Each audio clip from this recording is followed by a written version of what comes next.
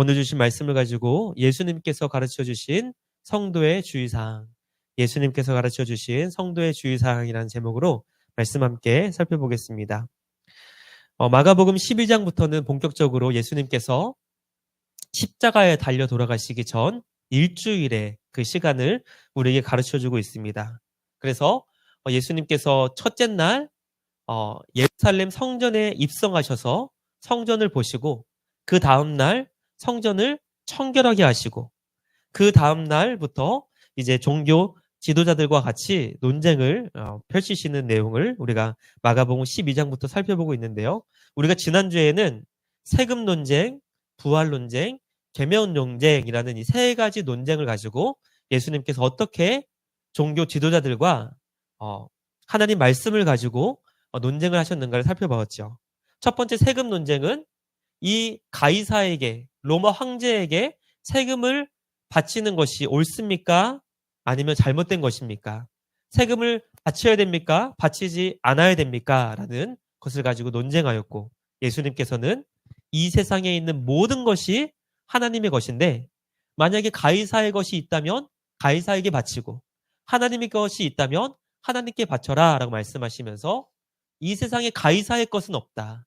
로마 황제가 아무리 전 세계를 강력하게 통치한다 하더라도, 오늘 좀 기침을 좀 할 것 같아요. 자신을 인간 신으로 주장하면서 사람들의 생명을 죽일 수 있다 할지라도 죽인 자를 다시 살리셔서 영원한 심판을 하시는 하나님 앞에서는 로마 황제가 가진 것은 아무것도 아니다라는 것이죠. 그러므로 세금 논쟁을 통해서 이 세상 모든 것이 하나님의 것임을 우리 주님 말씀하셨습니다. 오늘 목소리 조금 작게 해야 될 것 같아요. 부활 논쟁은 사두개인들이 다시 살아나는 일이 없다는 것을 모세 오경의 말씀을 가지고 예수님께 질문했습니다.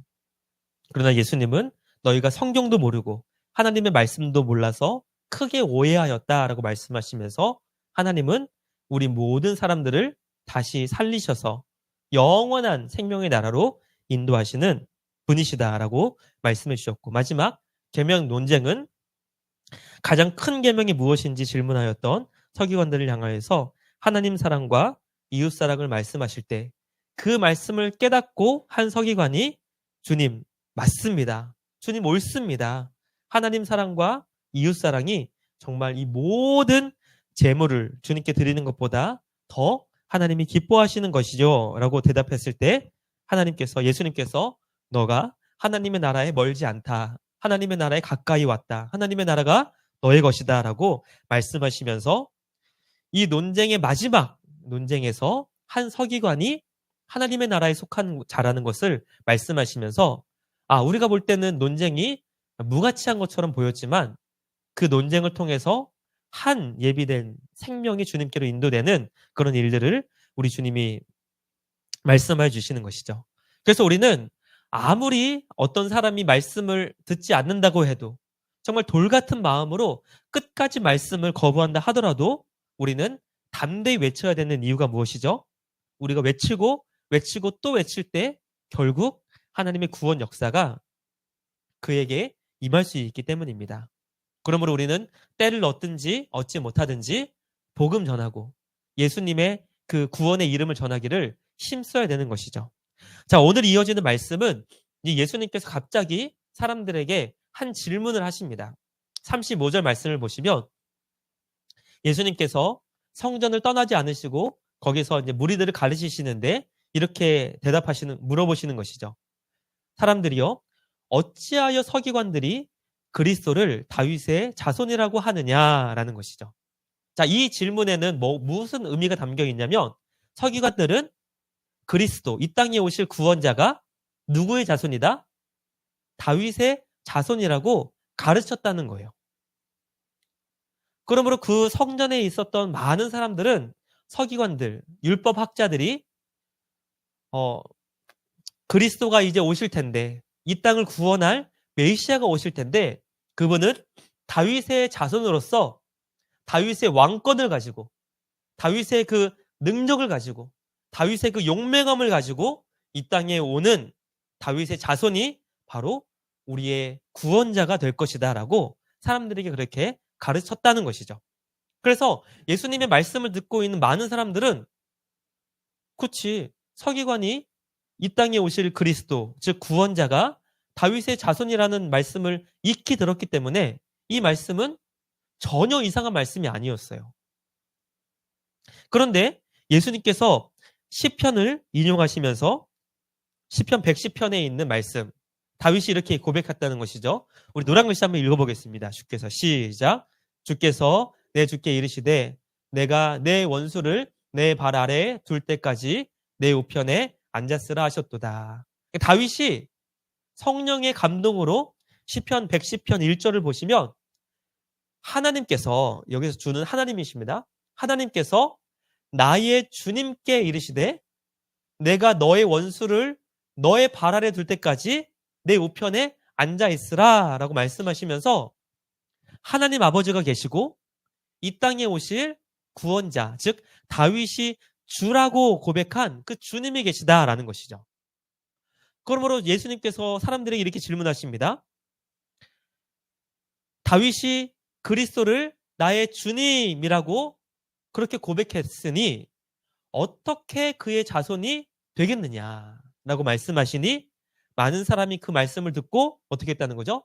즐겁게 여겼다는 것이죠. 맞네?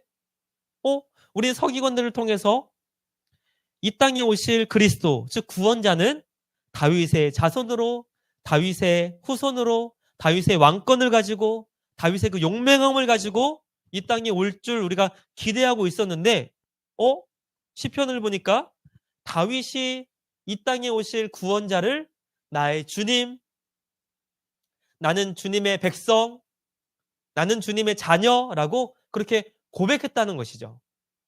그러므로 지금 예수님 말씀은 서기관들이 가르쳐주는 그 말씀을 완전히 뒤집어 엎는 것이죠.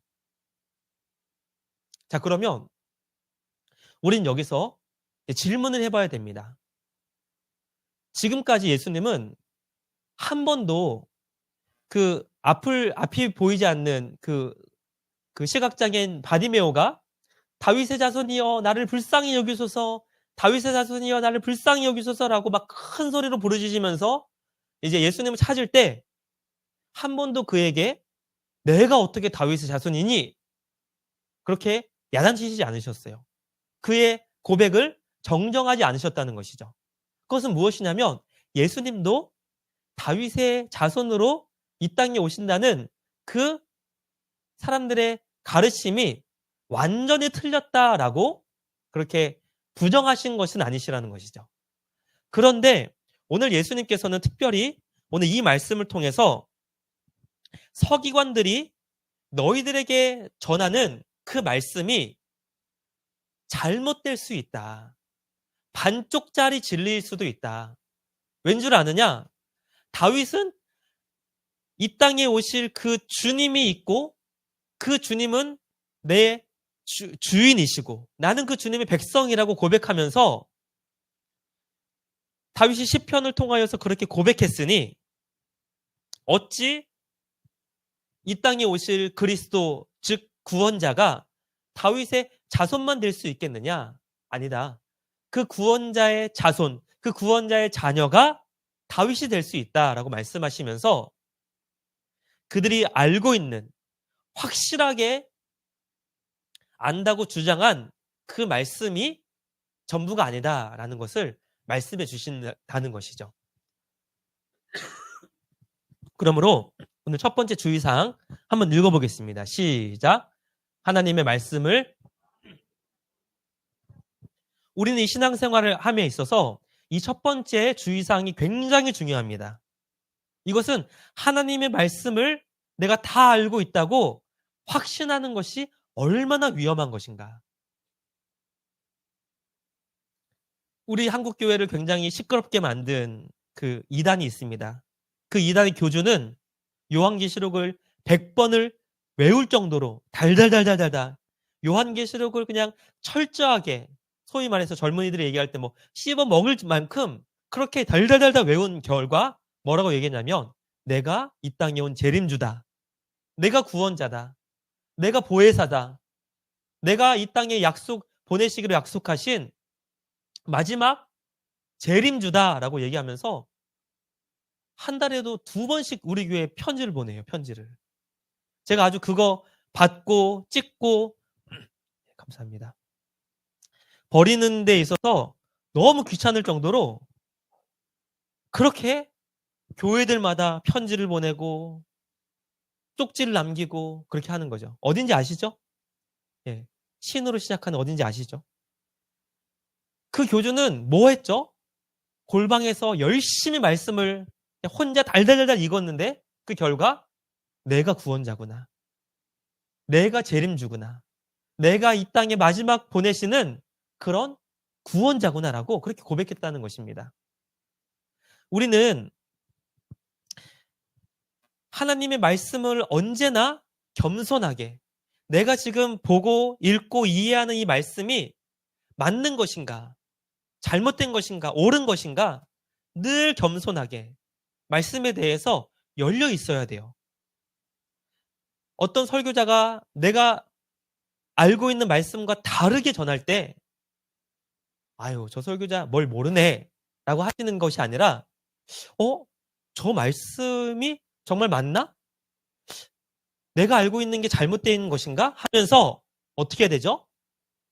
열심히 부지런히 좋은 신앙의 서적들, 뭐 주석서나 신앙 서적이나 아니면 우리가 검증되어 있는 아주 좋은 목사님들의 설교집을 통하여서 우리가 하나님의 말씀이 정말 이 뜻이 맞는지를 찾아보고 연구해야 돼요.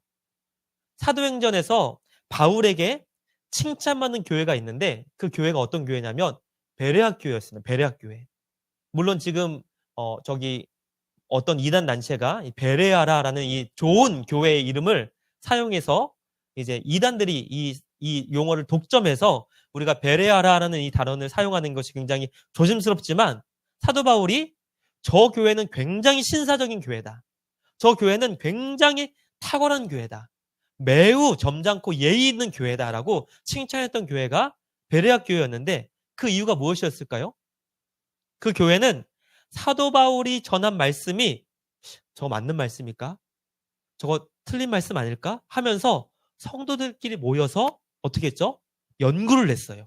그걸 성경에서는 상고했다.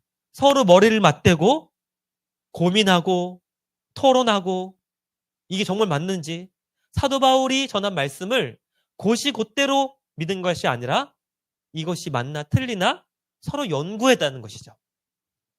저는 제가 전한 말씀을 이 말씀이 확실한 진리입니다. 100% 진리입니다라고 그렇게 확신 있게 전하고 싶습니다. 저는.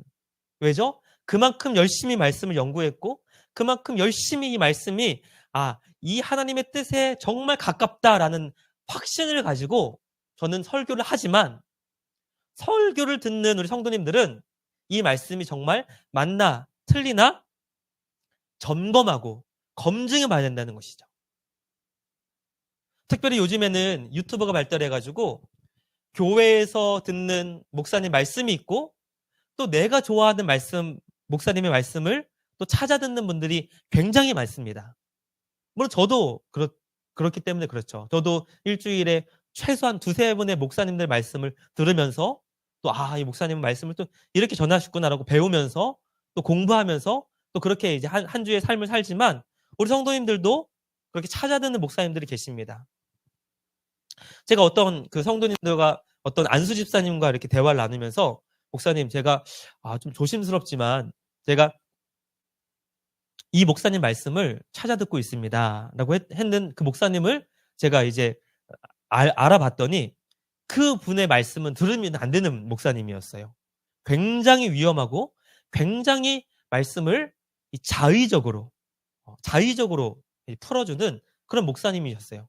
그런데 우리 그 목사님의 학력이 서울대 출신이고 또 그 목사님이 원어를 막 설교 시간에 막 달달달달달 막 풀어 막 쪼개면서 말씀을 전하니 그분은 말씀이 진짜 이런 의미인가? 하면서 신세계를 맛보는 거죠.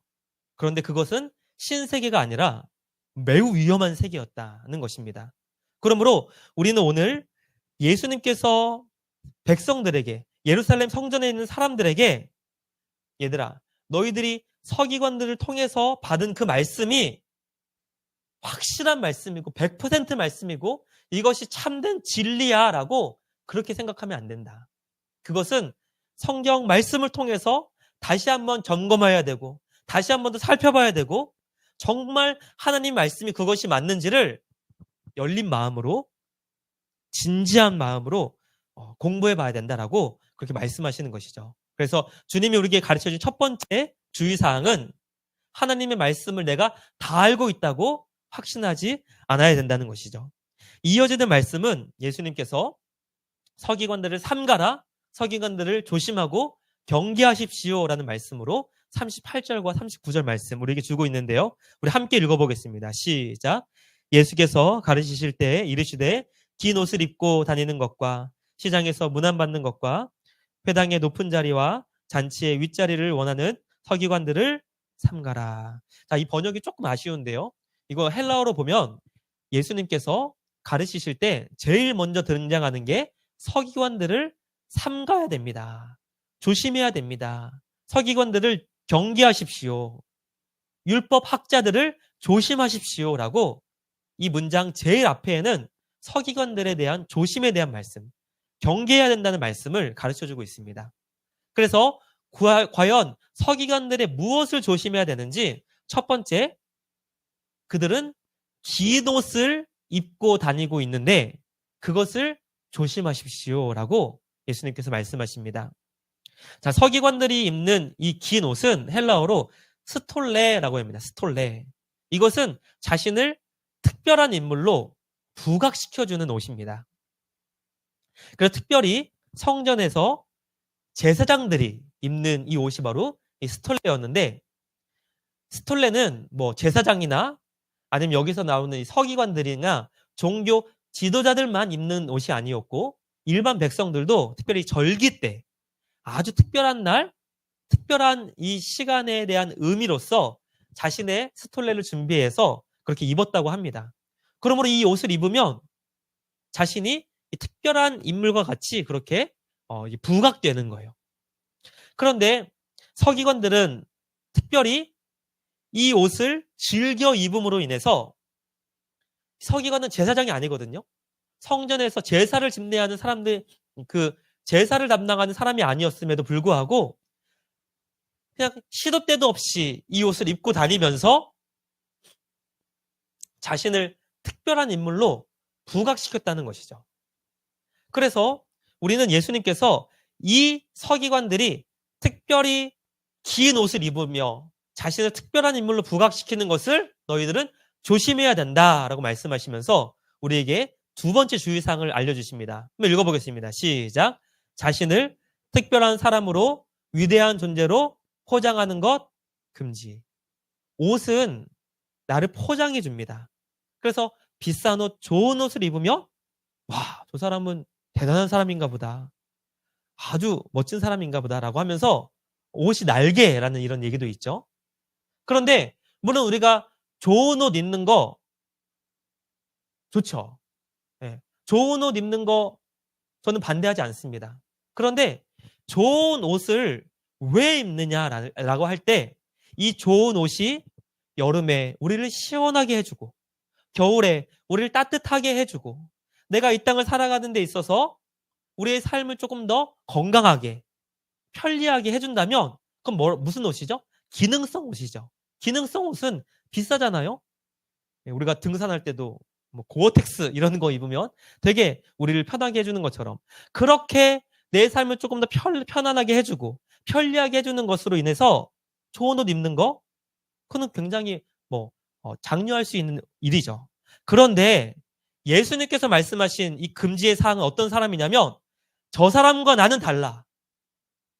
나는 대단한 존재야. 나는 저 사람과 다른 특별한 존재야. 나는 위대한 존재야. 나는 저렇게 그냥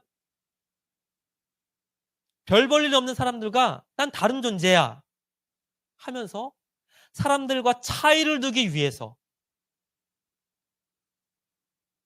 사람들과 높음과 낮음의 어떤 경계를 두기 위해서 그렇게 자신을 특별한 사람으로 포장하려고 하는 것을 금지하셨다는 것이죠. 저는 아무리 옷이 비싸도 어떻게 옷이 500만 원, 1000만 원을 하는지를 이해할 수가 없어요.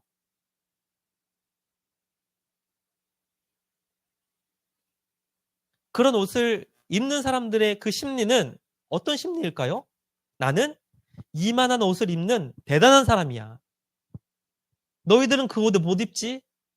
가난하기 때문에, 별 볼 일 없기 때문에, 위대하지 않기 때문에. 그런데 나는 위대한 존재야. 특별한 존재야. 대단한 존재야. 라고 서기관들처럼 자신을 포장하려고 하는 것을 주님은 어떻게 하십니까? 주의해라. 조심해라. 경계해라. 부러워하지 말아라. 그렇게 말씀하시는 것이죠. 저는 인스타를 하지 않습니다. 못하죠. 못합니다. 못해서 안 하는데, 인스타를 하는 많은 사람들 무엇을 합니까? 예쁜 옷 입고 찍은 사진 올리고, 예쁜 가방 사서 비싼 가방 찍어 올리고, 또 좋은 곳 가서 나는 이런 음식 먹을 수 있는 사람이고, 이런 옷 입을 수 있는 사람이고, 이런 거 가질 수 있는 사람이라는 것을 과시합니다. 얼마나 자신의 존재에 대해서 그렇게 자신이 없으면 무엇을 포장하는 것으로, 무엇을 가졌다는 이 소유한 것으로 자신을 그렇게 위대하게 만들려고 하는가? 우리는 굉장히 안타까워할 수 있어야 되는 것이죠. 예수님은 오늘 이렇게 자신을 특별한 사람으로 포장하려는 것을 금지하셨습니다. 두 번째, 서기관들을 통하여 경계해야 되는 것은 무엇이냐면, 시장에서 문안받는 것을 경계해라 라는 것이죠. 문안받는다는 것은 사람들에게 인사를 받는 것입니다. 우리 세 번째 주님의 주의사항 읽어보겠습니다. 시작. 사람들로부터 인사를 받는 것처럼 자신이 중요한 존재임을 확인하는 것 금지. 자신이 얼마나 대단한 사람인지 사람들에게 인사를 받는 것으로 확인하려고 하는 것. 먼저 다가가서 인사하는 것이 아니라 사람들이 나에게 와서 인사를 하는 것, 인사를 받는 것을 주님은 금하셨다는 것이죠. 여기서 우리 한번 질문해 보겠습니다. 질문. 인사는 누가 하는 것일까요? 아유, 권사님 정답입니다. 먼저 본 사람이 인사하는 것이죠. 나이가 많건 적건, 지식이 높건, 지식이 많건 적건, 지위, 신분의 많고 적음을 떠나서 먼저 본 사람이 인사하는 것이 정답인 것이죠. 그러나 오늘 서기관들은 딱 서서 사람들이 자신에게 인사를 하는 것을 기다렸다가 인사를 받는, 그래서 자신의 존재를 대단하게 여기는 옷도 입고 사람들이 자신에게 와가지고 인사를 하는 것을 당연시 여기면서 그렇게 점점 목이 굳어지는 그런 존재로서 사람들 앞에 드러나는 것을 주님은 주의하라, 조심하라, 경계하라 라고 말씀하셨습니다. 예수님은 어린아이와 같은 자가 하나님의 나라에 갈 수 있다라고 말씀하시면서, 어린아이는 그 특징이 무엇입니까? 늘 만나는 사람들에게 먼저 인사하는 겸손함, 나와 만나는 모든 사람들을 더 귀하게 여기는 그런 낮은 마음, 가난한 마음이 어린아이들에게 있다는 것이죠. 그러므로 오늘 이 말씀을 통해서 과연 나는 먼저 인사하는 자인가? 아니면 인사를 받으려고 하는 자인가? 한번 살펴보기를 원합니다. 예수님 세 번째 말씀하신 주의사항 39절 말씀을 함께 읽어보겠습니다. 시작. 회당의 높은 자리와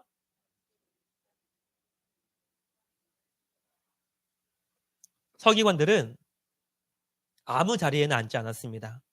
사람들이 모여있을 때 소위 말하는 상석, 제일 높은 자리, 제일 사람들의 눈에 띄는 자리, 제일 빛나는 자리에 앉기를 원하는, 그 자리에 앉지 못하면 막 속으로 부글부글 끓는 그런 자들이 바로 서기관들이었다는 것이죠. 그래서 주님 말씀하신 네 번째 주의사항, 마지막 주의사항인데 읽어보겠습니다. 시작. 높은 자리, 특별한 자리에 앉으려고 하는 것 금지. 예수님처럼 가장 낮은 곳에서, 그 낮은 곳은 섬기는 자리죠. 섬기는 자가 되어서 내 옆에 있는 자를 나보다 더 귀한 존재로서 섬기고, 내 옆에 있는 자를 나보다 더 나은 존재, 나보다 더 귀한 존재, 더 복된 존재로 여기면서 그를 높여줄 때, 하나님은 그 자리에 앉은 자를 보시면서 그를 높여주신다라고 말씀하시는 것이죠. 그러므로 오늘 이 네 가지를 종합하면 이렇습니다. 예수님께서 가르쳐 주신 성도의 주의사항은 한번 읽어보겠습니다. 시작. 자기 확신, 자기 자신을 향한 사랑을 내려놓고 죄인을 향한 하나님의 사랑을 매 순간 묵상하는 것. 우리에게 있어서 가장 복된 성도의 모습은 이 죄인인 나의 죄 때문에 예수님 십자가에 못 박혀 죽으셨는데 나로 인하여서 우리 예수님이 죽으셨구나 라는 것을 매 순간 묵상하면서 어떻게 나 같은 자를 사랑하셨는가, 나 같은 벌레 같은 자를 사랑하셨는가, 나같이 사랑받을 자격도 없고 조건도 없고 형편없고 날마다 주님 마음 아프게 하는 죄만 짓고 여전히 나밖에 모르는 그런 이기적인 나를 위해서 우리 예수님 십자가에 달려 죽으셨지. 이 묵상하면서 이제는 더 이상 내 자신을 믿지 않고 확신하지 않고 내 자신을 사랑하지 않고 나를 위해 대신 죽어주신 주님을 사랑하는 마음으로, 나를 위해 생명 내어주신 그 예수님 바라보면서 날마다 어떻게 나를 사랑하셨나, 어떻게 나를 이렇게 구원하시기 위해서 죽으셨나 묵상하는 것이 바로 성도의 가장 복된 삶이었다는 것이죠. 목사님, 어떻게 이렇게 될 수 있나요? 오늘 이 말씀을 마무리하는 이 마무리 말씀에는 이렇게 자기를 확신하지 않고 자기를 향한 사랑을 내려놓고 주님만 전적으로 사랑한 한 샘플이 나옵니다. 성경은 이러한 삶이 불가능하다고 얘기하지 않고 가능하다라고 우리에게 말씀해 주시면서 한 샘플을 우리에게 가르쳐주고 보여주시는데요. 우리 41절과 42절 말씀 한번 읽어보겠습니다. 시작. 예수께서 헌금함을 대하여 앉으사 무리가 어떻게 헌금함에 돈 넣는가를 보실세 여러 부자는 많이 넣었는데 한 가난한 과부는 와서 2렙돈 곧 한 고드란트를 넣는지라. 예수님께서 성전함을 보시면서 그 앞에 앉으셨습니다. 여기서 앉으셨다는 것은 그냥 앉았다는 것이 아니라 이 구약 말씀에 앉았다라는 것은 재판하신다, 판결하신다라는 말씀이죠. 그래서 예수님께서는 헌금함에 대한 판사의 자격으로 헌금함을 판단할 수 있는 그런 신적인 위치에서 헌금함에 누가 어떻게 헌금하는지를 보시면서 많은 사람들이 자신에게 주신 그 주님의 은혜에 감사하는 마음으로 헌금함에 돈을 넣었는데 그때 한 가난한 과부가 2렙돈, 한 고드란트, 우리로 치면 한 10원짜리 2개를 그 헌금함에 넣었다는 것이죠. 20원을 넣었다는 거예요. 20원을. 그런데 예수님 어떻게 말씀하십니까? 43절 예수께서 제자들을 불러다가 이르시되 내가 진실로 너에게 이르노니 이 가난한 과부는 헌금함에 넣는 모든 사람보다 많이 넣었다. 이 과부가 가장 많이 넣었다. 그들은 다 풍족한 중에 넣었거니와 이 과부는 그 가난한 중에 자기의 모든 소유 곧 생활비 전부를 넣었기 때문이다 라고 말씀하신 것이죠. 어떻게 나를 확신하지 않고 나를 사랑하지 않고 죄인을 위해 죽어주신 하나님만 전적으로 사랑할 수 있는가? 오늘 이 가난한 과부는 자신의 모든 것을 헌금함에 넣는 것을 통해서 내 생명을 주님께 드리고 나를 위해서 내 생명을 내가 지켜나가기 위해서 염려하거나 근심하는 것이 아니라 내 삶을 온전히 주님께 맡김으로 오늘 예수님께서는 이 사람이 가장 많이 넣은 사람이라고 말씀하시면서 주님께 가장 큰 사랑, 가장 큰 선물, 가장 큰 은혜를 받을 사람이라고 오늘 그렇게 칭찬하시는 것이죠. 그러면 하나님께서 기뻐하시며 가장 존귀하게 여기시는 사람 읽어보겠습니다. 시작. 하나님만 사랑하여 자신의 전부를 주님께 기쁨으로 드리며 주님만을 전적으로 의지하는 사람. 이 사람이 바로 하나님이 기뻐하시고 가장 존귀하게 여기시는 사람이라는 것입니다. 자, 이 사람의 특징은 무엇입니까? 자기를 확신하지 않기 때문에 내가 틀릴 수 있어. 내가 잘못될 수 있어. 내가 하나님의 말씀을 잘못 깨달을 수 있어 라고 생각하면서 말씀에 열려 있고, 그리고 사람들과 차이를 두기 위해서 특별한 옷을 입지 않고, 사람들에게 인사받는 것이 아니라 사람들을 먼저 찾아가서 인사하고, 그리고 높은 자리에 앉으려고 하지 않고 낮은 자리, 섬기는 자리에서 주님이 나를 위해 십자가의 섬김을 받은 자로서 나도 예수님처럼 섬기는 자리에서 내 이웃을 섬기고, 눈물 흘리는 자의 눈물 닦아주고, 그리고 지금도 슬퍼하며 애통하는 자의 그 곁에서 그와 함께 울어줄 수 있는 그런 사람으로 자신의 삶을 전적으로 주님께 드리는 자가 바로 하나님께서 기뻐하시고 존귀 여기시는 것이죠. 이 모습을 오늘 과부는 자신의 모든 것을 헌금하며 넣는 것을 통하여서 바로 예수님의 십자가를 과부가 우리에게 보여주었고, 예수님께서는 친히 하나밖에 없는 그 생명을 우리를 위해 주시는 것을 통해서 우리를 살리시기 위해 모든 것을 내어주신 그 희생과 섬김으로 우리도 예수님의 제자로서 그러한 삶을 살기를 기뻐하신다는 것이죠. 그러므로 오늘 우리 예수님께서 우리에게 가르쳐 주신 주의사항, 과연 나는 내가 알고 있는 정말 이 작고 작은 하나님을 아는 지식을 전부라고 여기면서 그렇게 정말 나의 그 보잘것없는 지식을 주장하는 자인지, 아니면 사람들과 차이를 두기 위해서 특별한 존재야, 나는 특별한 사람이야, 나는 위대한 사람이야 라고 자신을 포장하며 인사받기 원하고 높은 자리에 앉기를 원하는 자인가, 아니면 겸손히 낮은 자리에서 먼저 다가가 인사하고 항상 열린 마음으로 주님의 그 지식을 찾고 성령의 인도함을 구하고 그렇게 날마다 주님 말씀으로 나를 채워가며 더 낮은 자리에서 겸손히 십자가의 길을 가는 주님의 제자의 삶을 살고 있는지 오늘 말씀을 통해 우리 함께 살펴보기 원합니다. 그러면 우리에게 주신 이 주의사항을 날마다 확인하면서 주님 가신 길, 십자가의 길을 우리 주님과 함께 나아갈 수 있는 우리 모두가 되시기를 주님의 이름으로 간절히 기도합니다.